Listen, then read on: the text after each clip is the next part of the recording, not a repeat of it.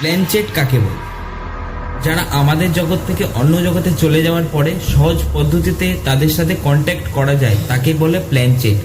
ধরো কোনো রিলেটিভ বা আত্মীয় মারা গেল, তাদের সাথে কন্ট্যাক্ট করতে হলে সে যেদিন মারা গেছে তার 1 থেকে 2 বছর পরেই কন্ট্যাক্ট করা যাবে তাদের সাথে প্ল্যানচেট করে।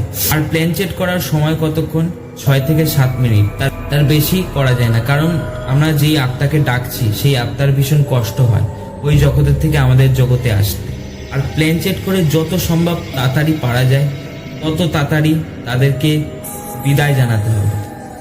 আর প্ল্যানচেট সবসময় করা যায়, এমন তো নয় যে রাত্রিবেলায় শুধু করা যায়, না, সকালেও করা যায়, দুপুরবেলাও করা যায়, রাত্রিবেলাও করা যায়, কিন্তু তার নিয়মটা জানতে হবে। তার নিয়ম না জানতে পারলে যেই করতে যাবে তাদের ভারী বিপদ হবে। কোনো এক্সপার্ট না থাকলে প্ল্যানচেট করাটা উচিত না। আর এইরকমই ভিডিও দেখতে হলে খিচুড়ি ব্লগ চ্যানেলটাকে সাবস্ক্রাইব করে একটি লাইক দাবিয়ে দিন।